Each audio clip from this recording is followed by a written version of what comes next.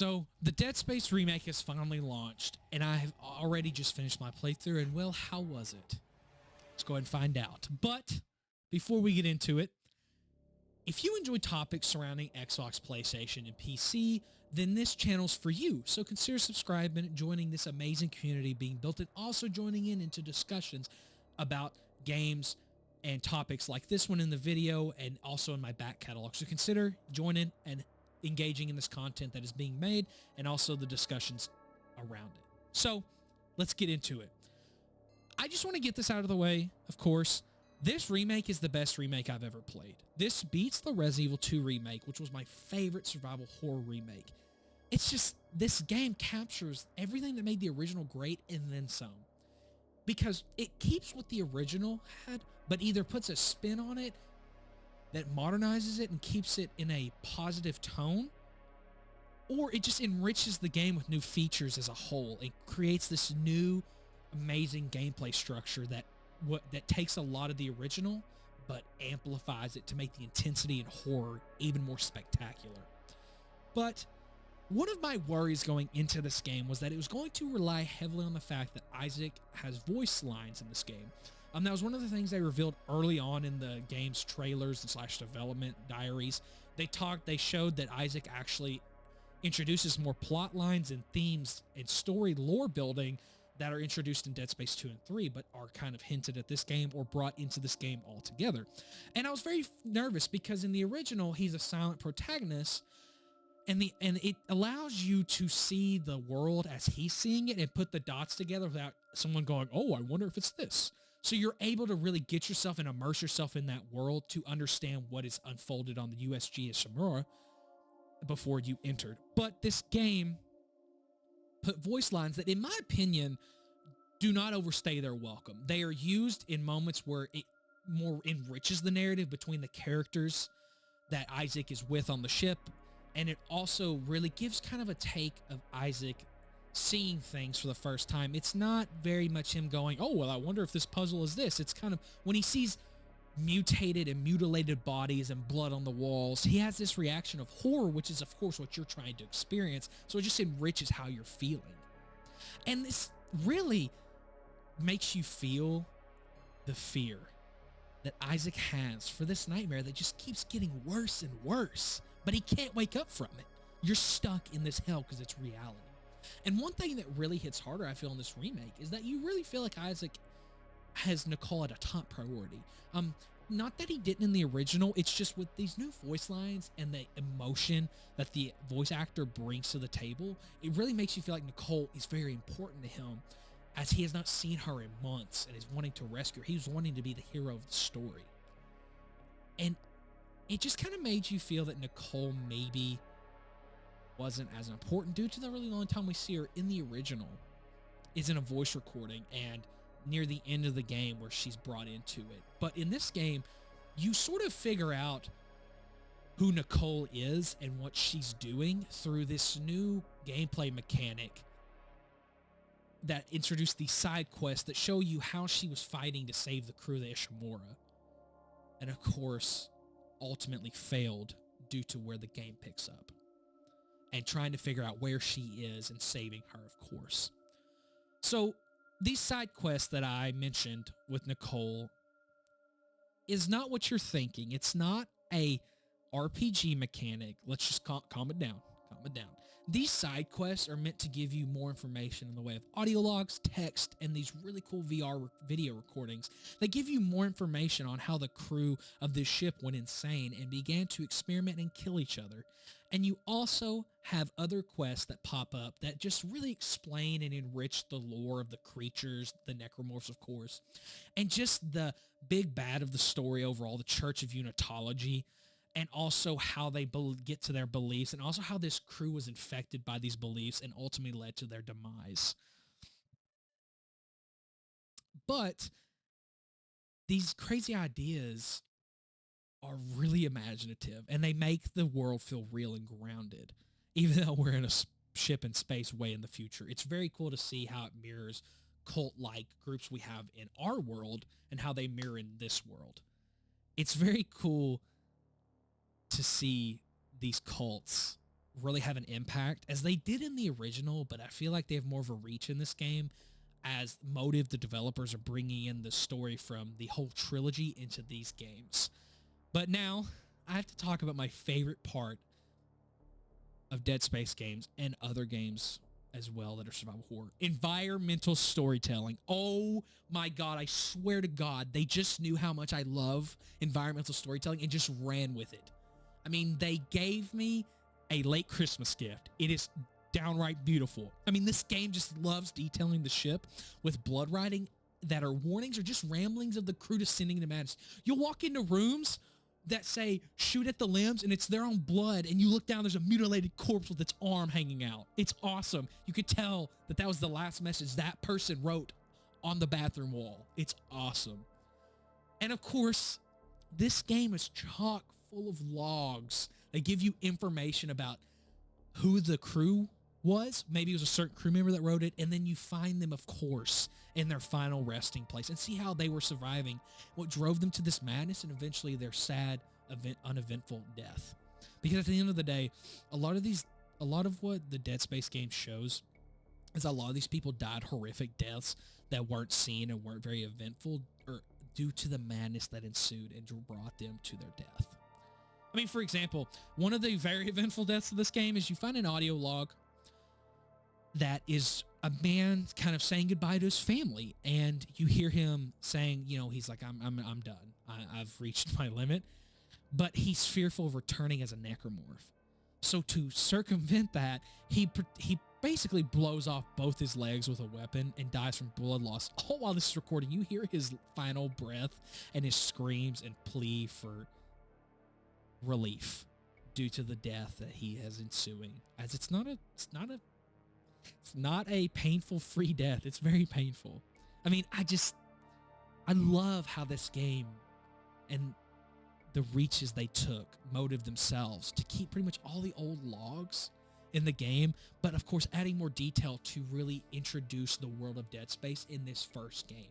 You really feel like that you kind of get this panic in your body as you really understand now, we're not just on the USGS Remora, we're on a ship that is destined to destroy all of mankind, and we have to stop it or we have failed, as there's farther reaches due to the way they introduce outside lore that is not on the ship, of course, but it's close. It's insane. It's awesome. I love it. One of the other features, this is a newer feature in the game, is the security doors. In my previous videos, I've spoken about them, and you gain entry through progressing through the story, of course. There's levels 1 through 3, but then there's a master override.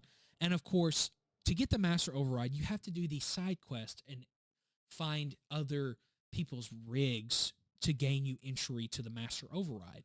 And of course, this just really adds world building, as it's encouraging you to explore and understand the USGS Remora in and out. As where you go usually has information about the people you're trying to find, or even information about other crew members. And it's a very fun mechanic. It does feel fetching until you go into the rooms you're in and see the hell and the mayhem that has been caused, and then trying to survive it while grabbing this rig. It's great. Love it. Of course, they added these features to give the ship more girth, and it really gives you a reason to explore the ship and backtrack to areas that you may have just passed through to get somewhere else. But of course,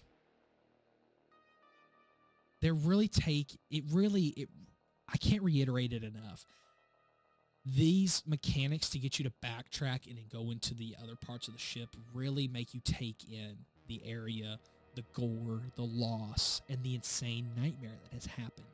It's a very good mechanic for a game like Dead Space to really make you understand the ship and to see the ship for what it is, a nightmare. I love the atmosphere of this game, and they capture it and then some. That was one of my fears with the new remake. I was afraid they weren't going to capture the atmosphere of the game, but they captured it very well, and it is darn right awesome. I love it. It's great.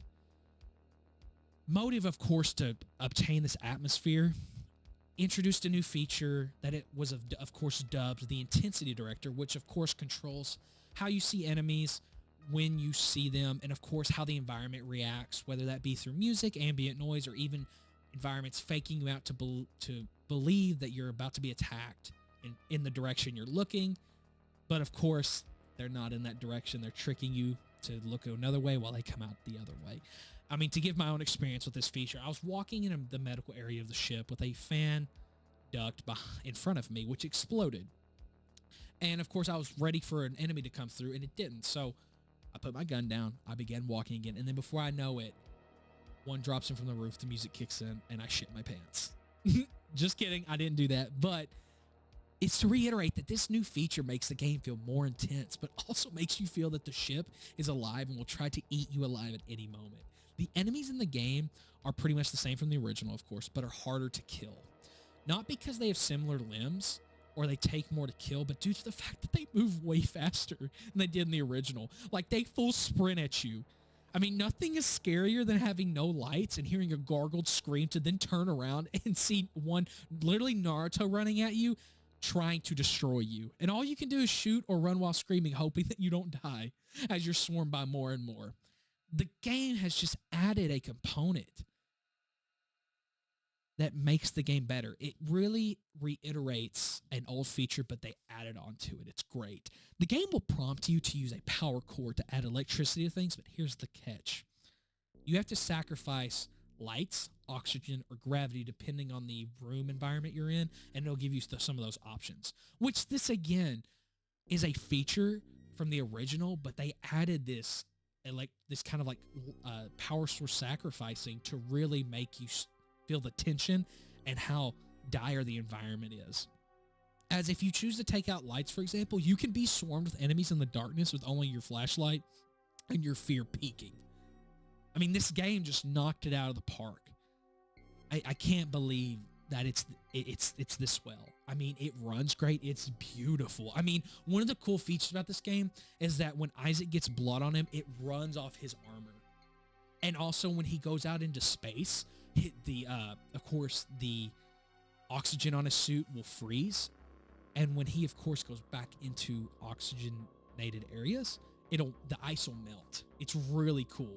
It's a cool feature about the game. It's not something that makes or breaks it, but it just really adds that environmental detail that is really awesome to see.